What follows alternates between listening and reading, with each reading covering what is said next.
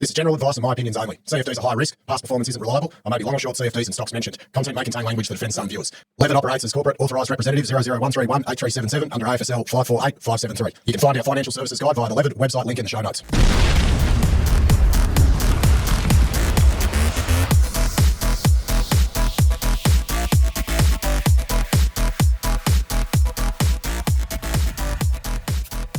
Right, hey, bag holders and stop loss owners, I fucking tell you what. Oh, the strait's open. The strait's closed. Bloody, we've got a deal. We're getting along. Now I'm going to blow the living fuck out of your power plants. Fuck! Oh my God, can this just end? I am doing my own head in. I can't believe what everyone else is doing. Trump, sort these fucking bastards out. Oh, my God. Iran, do what you're told. Oh, my God. I'll get into what's going on, but commodity price update. Sorry, I'm a bit late. Shit going on in life. Right, what do we got? Copper's down 0.3%. Gold was nearly back up to 4,900 on the weekend futures. Now back to 47.91. Fuck. Oil's back up to sort of, that dropped into the low 80s. Now it's back up to bloody sort of 92.87 for the Brent crude, all US crude. And, oh, my God. Bloody, so here's what's going on. So before all this happened, he's like, I think it was Saturday or Friday, said the strait's open. It's all good.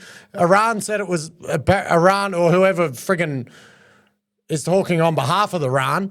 They said it was open. And then bloody we've got Iran started firing at ships trying to go through. Now the US Navy seized an Iranian ship after it breaches the blockade. And Trump puts out, Iran decided to fire bullets yesterday in the Strait of Hormuz, a total violation of the ceasefire agreement. Many of them were aimed at a French ship and a freighter from the UK.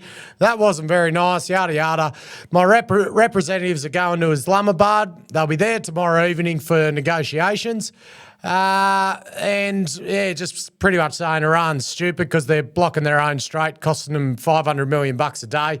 And so he said, no more Mr. Nice Guy. We're offering a very fair and reasonable deal, and I hope they take it because if they don't, the United States is going to knock out every single power plant and every single bridge in Iran. President DJ Trump. Jesus Christ. So that is what's going on. So, and as I wrote there, it's just, right, they're unsure if these talks tonight in Islamabad, the next continuation of the peace talk, unsure if that's actually going to happen, if big JD Vance is going over before the ceasefire ends, which is, I think, scheduled for tomorrow or Wednesday. And then there's just, as we said, a complete disconnect between this IRGC military and whoever's speaking on behalf of Iran. So it seems like there's just going to be this big regime change, and they've nearly got to kill everyone in that bloody military. I don't know what's going on. Another volatile week of uncertainty coming up. So, yeah, that's what's going on. Anyway, just to add to my levels of uncertainty, my second largest holding, West African Resources. So this was what we've been waiting for, the decision on what the hell's happening at Kiaka. So last Friday, bloody WAF went into trading halt, and it's regarding the publication of a decree by the Burkina Faso government in relation to its potential acquisition of an additional 25% stake in the share capital of WAF's subsidiary Kiaka.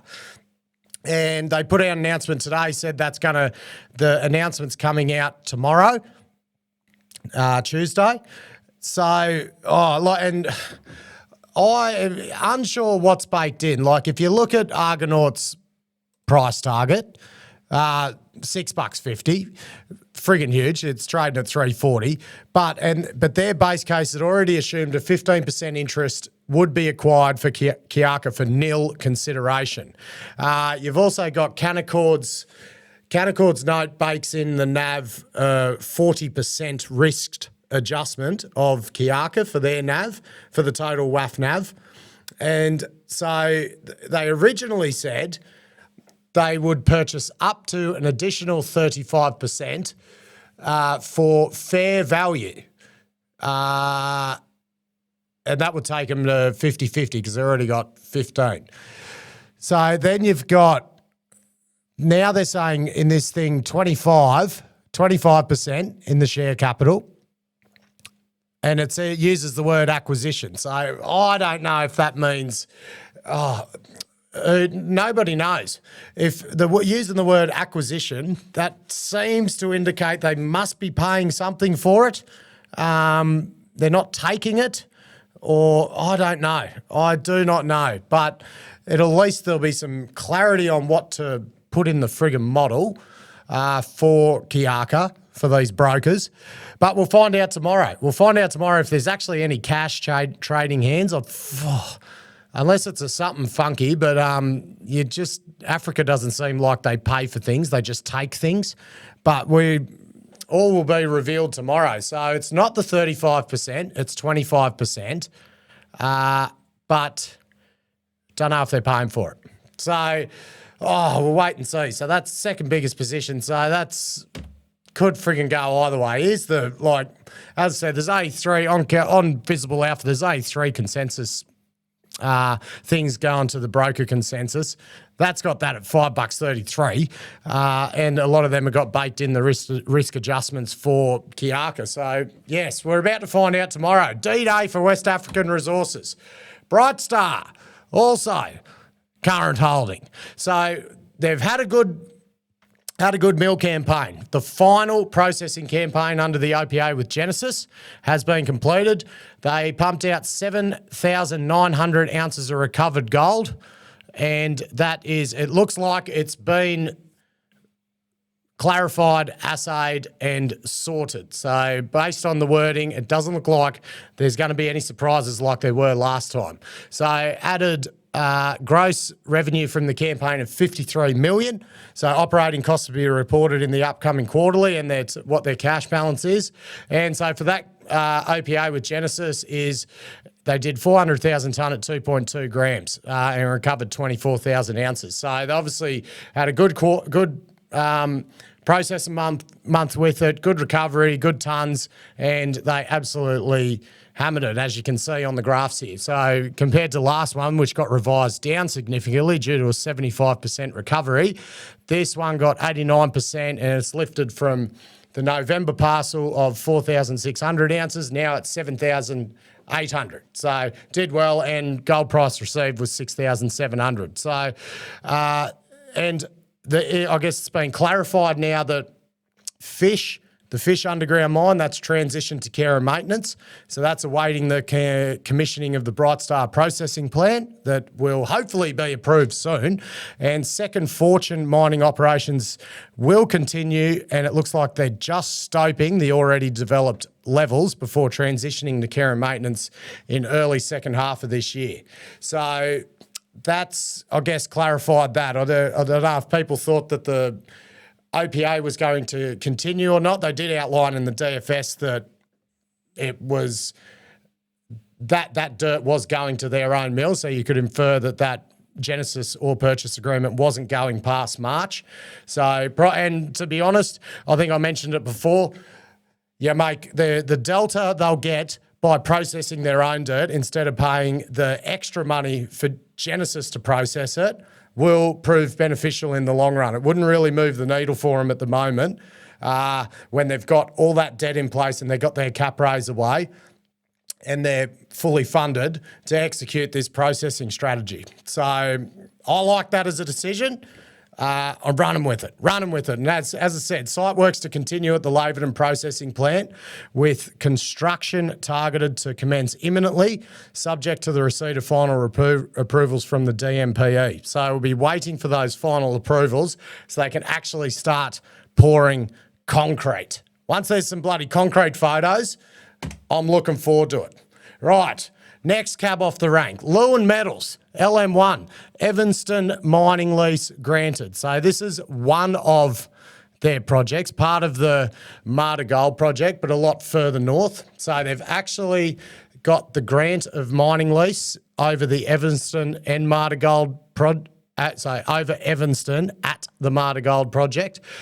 So for that resource, they've got 135,000 ounces, and including a high grade component of 96,000 ounces at 1.5 grams. So it looks like they've executed a key agreement with the TOs, so that enabled the mining lease to be granted. So that's positive. So all current mineral resources across the Marta Gold project are now located on granted mining leases. So this is obviously the stuff they got from Ramelius.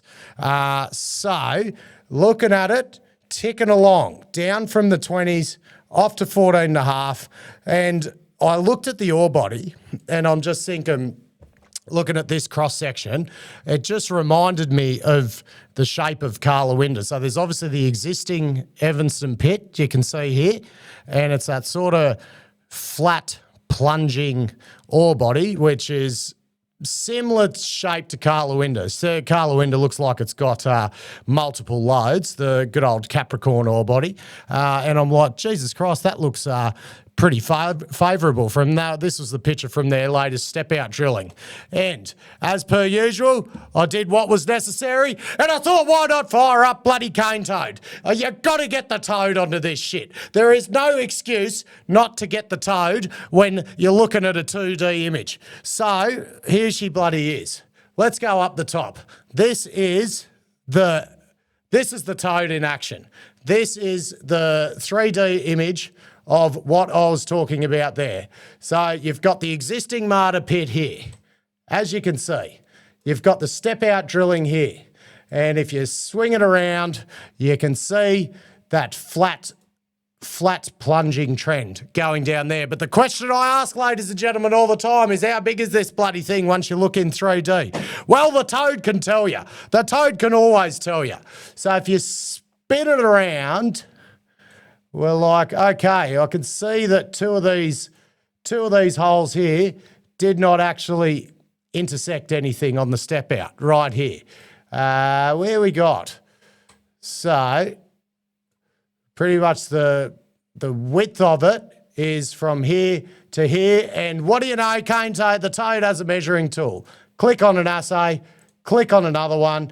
That gives you 217 metres across that area of the ore body. So it's like you can even do your bush maths to determine what a rough calculation of that is. They've got more assays coming, but the toad has told me about 200 odd metres into the page because it's looking in 3D. Oh, mate, tell you what, go into the show notes. There's a special deal for the LEVRD punters. You can get the toad for free for 1 month using the code in the show notes. Go and have a play with the toad and, mate, I'll tell you what, it'll change your life. I know nothing about geology, but imagine what you could do with the toad if you knew something about geology. Love your work. So I'll be interested to see what these further assays that they're waiting for. I think they had another 40 samples waiting to be assayed from holes. Be interested to see how much that further defines the Evanston pit, potential pit extension. And I just look at that thing and I think open pit mining opportunity. That'd be good for MMS. MMS, if you're listening, I think it's time for you to come home to Papa. You know what I mean. Give me a buzz, Brody. Right, next cab off the rank. What do we got? Bloody, come on, get your bloody mouse going, Matt. Many Peaks, maiden resource out. This was one we actually looked at with the toad back in the day. Maiden mineral resource of 1.3 million ounces for 1.54 grams at Fouquet. I don't know, correct me how to bloody pronounce that. Fouquet. So this is over in Côte d'Ivoire. And considering everything that's been happening in the market lately, have a look at this thing still tracking up to an all-time high at $1.18. 160 mil market cap, 9 mil cash in the bank, PFS underway, and it's scheduled for the December quarter. And it has outperformed bloody most things that have absolutely shit themselves in this period. So once again, probably bloody too late to the party. But with everything going on in Africa and the deals and the stakes, and this is definitely one I'll be keeping my eye on. So I've figured out I've got to chuck alerts in. Because I look at that many friggin' things and then I'll forget about them. Like, for instance, 29 cents is back at 22 cents. And that thing could keep hemorrhaging. But there will come a time where that thing is so hated and oversold that it might actually go up, even though it is just been an absolute basket case of a company. So I've got an alert in to revisit. Now, a bit of cap raise going on. Now, the Meteoric, the clay rare earth play in Brazil, it is raising $40 at 17 cents. And it always attracts your attention, what's going on in the market, when it's a 0% discount to the last traded price. So proceeds for study costs, land acquisition, development and drilling costs, pilot plant and lab costs and working capital. So it's a bit of a keep things going raise, but 0% discount to the last traded price is interesting. What is the cost of the whole thing?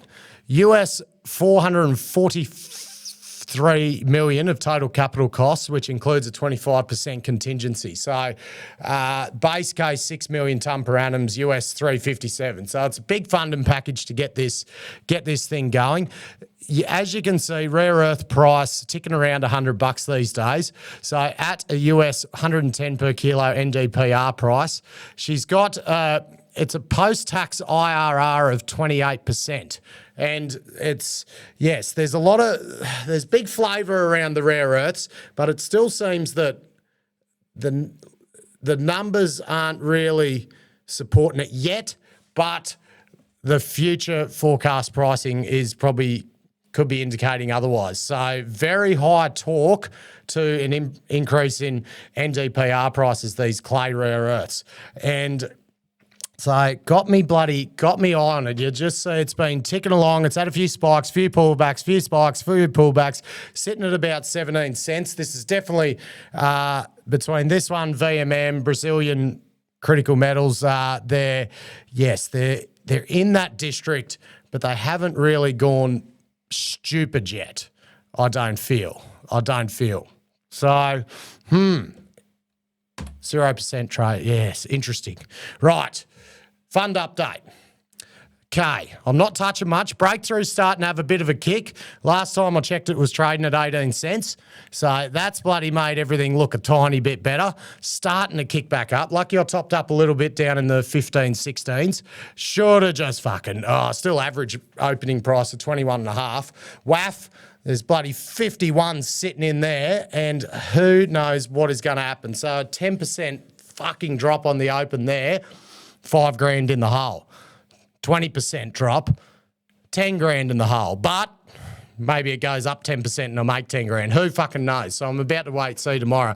Brightstar still trying to go up. It's trying to go up, 41.5. It just needs to try harder.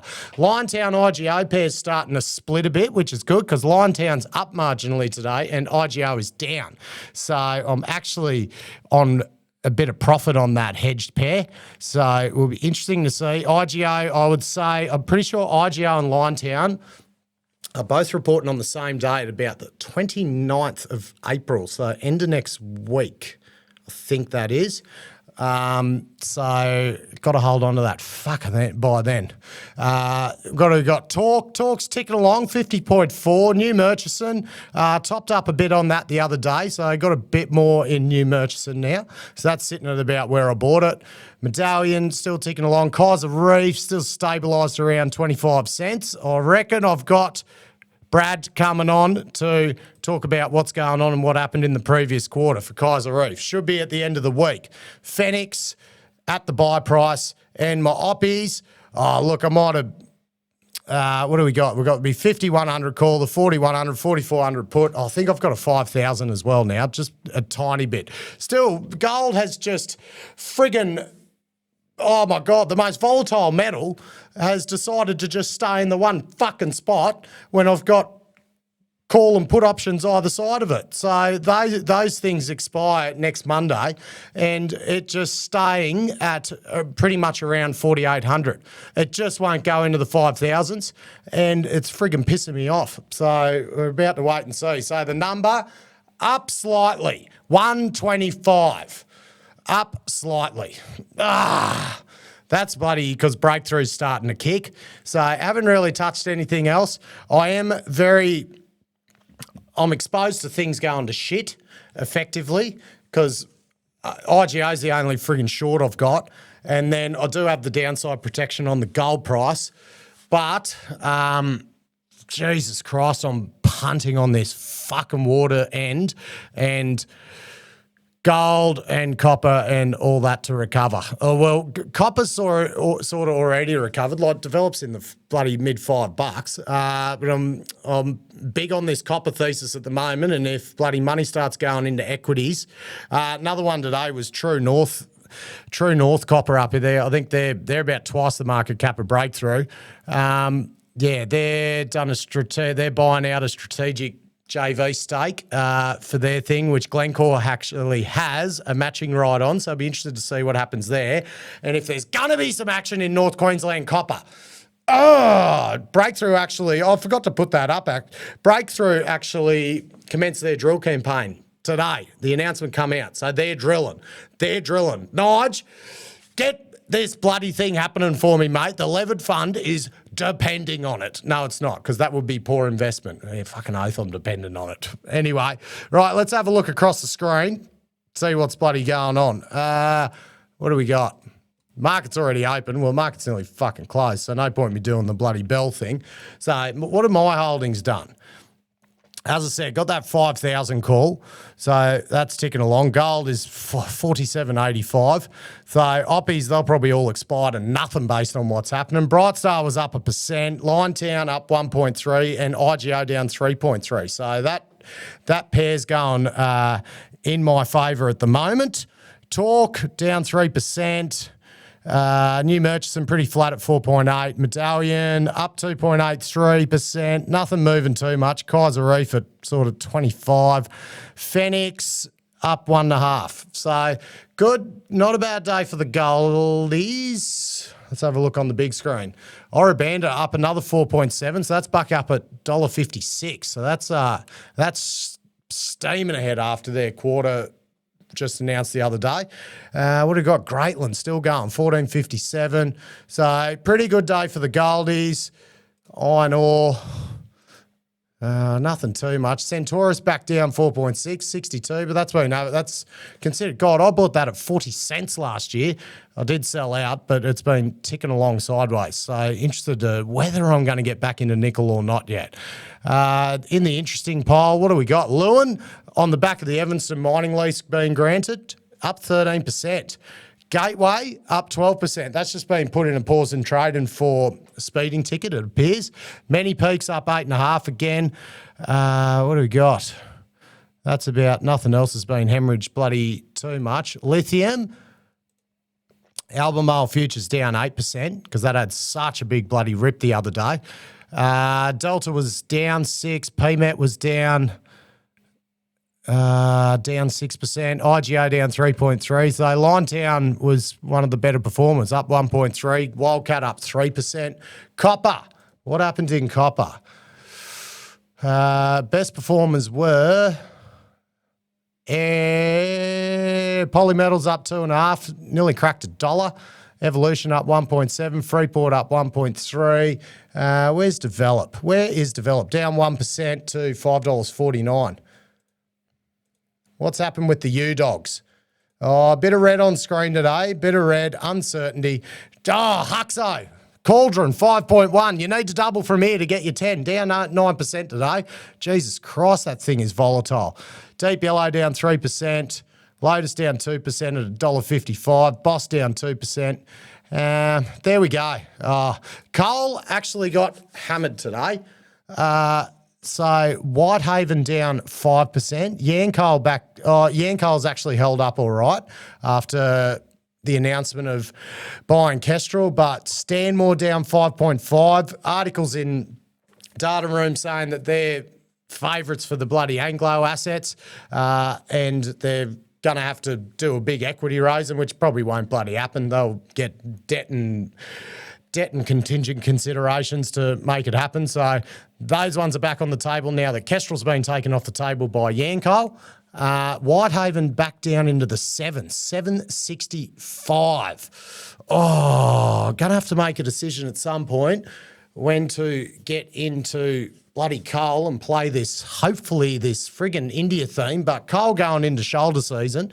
Who knows what is going on? I need to wait for the war to play out, because if fucking energy prices drop shitloads on the back of it going into coal shoulder season, there might be a better buying opportunity for me. I don't know. Okay, that's where we're at. Thank you very much. Trump, sort these fucking pricks out. For fuck's sake. Oh my God, make my life better. I'm sick of being stressed. I just am so much happier if I'm making shitloads of money. Oh, why didn't I sell at 320? You fucking idiot. So it's...